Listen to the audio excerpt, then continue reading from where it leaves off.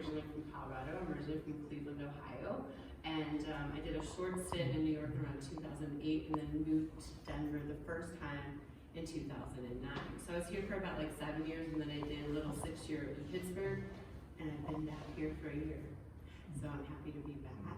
And so this is between, I think last month I had a solo show and then this solo show. So it's kind of getting back into showing my work in Denver. So it's really nice to be kind of pulling things out I haven't shown before. Sometimes as artists we do things for shows, and then sometimes we do things and tuck them away for a while till it's the right time. So some of this work is recent. So I'll kind of give you, because it's different work that sort of got pulled together, and I think it's a nice balance of some smaller, more intimate drawings that are a little bit older, and then some of this work that I did right before I left Pittsburgh, and then continued kind of the motif with these ink transfers on plexiglass here in Denver. So a little bit about the imagery. Is that kind of like a nice place to start with, kind of what are you looking at? So these are, they were photographs of my sculpture. So I do found object sculpture as well. I probably would have had them on exhibition here, but they're all sold. So it's a way of kind of looking through what one does in their practice and shapes and forms, and I can take these three-dimensional things and start to use them in a different way. So all of these kinds of shapes were these, they were about tabletop sculptures made out of wood and strange objects, but then they were coated with tea bag paper. So, and I've done this before, which wasn't so dark, but I basically am like a little witch and have like hundreds of tea bags, and I take them and dry them out, because once you take the tea out, you have the skin. So you can coat things and they become like sienna color, but in this case I kind of painted them black and they became this kind of strange little cryptic objects. So using those, that series of work that I no longer had, what I found interesting is if I can kind of take you into like my practice that I've done for quite a long time, professionally since like 1995. So I have a lot of different series, a lot of different work, and a lot of my work is much larger than this, and it's very decadent, very sculptural, it comes off the surface. So these are actually very different for me, which they're very flat. So for me, working with a 3D, something that was originally 3D and then trying to use it in 2D, I was trying to figure out what felt interesting, and I'd never done ink transfers. And does anybody kind of work with any transfer thing before? Really simply, it's basically, mine is a laser. You can do it a lot of different ways. Laser print, ink sits on the surface of the paper, and whatever you want to do, in this case it was on a panel, and you put gel medium, it's wet. So once you put that laser print on top of the gel and it dries, it pulls the ink off of the paper and onto whatever you put it on. But mind you, you have to take the paper off. So it's a lot of labor of taking the excess paper off so that you can then have this transfer. So it looks simple now, but it's just a mess, and it's a lot of little work. But I really, really enjoyed it, because then what happens is you have like to play with something like this, which I really would love to do more of this large scale ink transfers. And they, I don't know if you guys kind of got to look at them close, but they almost look like they're caustic. They have that strange kind of finish on the surface of it, which I really, really like. But the other kind of hue that you see in here is actually a 2-part rust paint. So it's not just like paint that looks like golden, but it actually, there's little ground up particles of iron in the base coat, so you float that on there and you let it dry, and then you put this activator on, and it literally goes into that and it rusts it. So there's even though it's a very, very flat work, there's a lot of little subtleties in there that for me it's kind of a challenge to do, because I'm used to gluing and gluing and gluing and building up these giant surfaces, which are very labor intensive, so of course I have to make work for myself somehow. So then on the other 4 that are ink transfers and same kind of imagery, but they're just not on plexiglass.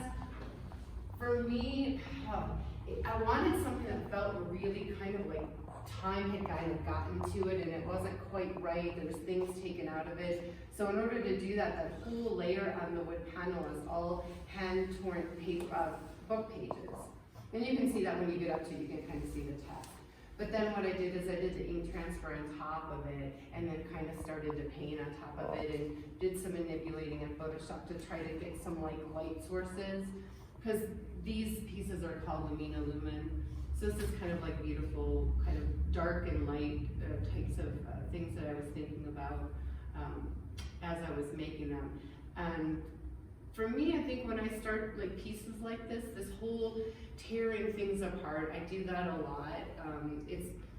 It's almost like just deconstructing a lot of my thoughts and kind of putting that on there, and then I start to layer. So I never really have a plan when I'm working.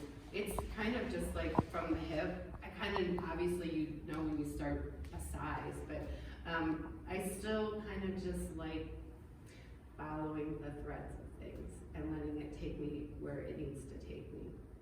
So that being said, when I was trying to figure out how, because we were trying to put the show together rather quickly, and I said, you know what, this, for me, all these like kind of cryptic things, and they're kind of these little enigmatic shapes, and they feel very, there's something happening, but I'm not quite sure, it's like and I was like, yeah, it's pretty much everything I think about, read about.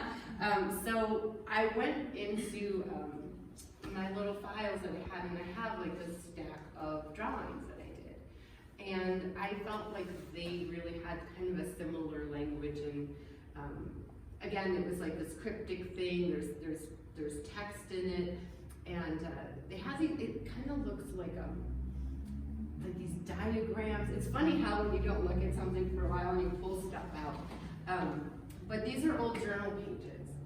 And at the time that I did them, what was going on in life is I just wanted to get rid of it and do some things about changing perspective and letting things go. And I think for me, like the word alchemy always felt very much about what I do with my work and trying to change things, the way that I think life, it's always about objects and trying to take something from one shape or one form and manipulating it and working with it and working through things in my work. And it ends up being definitely a reflection of things that are going on in my own life into something else. And so for me, it's always making work, it's kind of turning things inside out and following what needs to be done. And I'm always surprised at what happened. So with these, again, very flat, very different from a lot of work, but if you get in there, you can just really see there's just so much little activity of, you know, scratching out the journal writings and then putting these shapes on it, and then there's ladders and there's motifs that kind of come back through it of trying to climb out of out of life and into someplace else, or symbols and such. So I liked it was a different term, alchemy, where it comes from, but it's still the same idea of taking something in one form and transforming it into something else. So it's kind of like, hopefully that kind of encompasses like what you're seeing, a little bit of the practice and why I do it. So so I will definitely want to know if you guys have any questions or she was the last piece that I made before I moved back here. And it's funny because I remember really, really longing, because I was really done with Pittsburgh, and I was really, really longing to be back out west. And so it's funny because if you would see all of the work I had done up to that point, this is so weird to see, like it's so different from my work. And so there was this darkness in this, it's all this golden, like I didn't use color the same way, and I just really felt like this golden warmth was wanting to come in. So when I took that out and I had it in my apartment, I was like, oh yes, and here I am.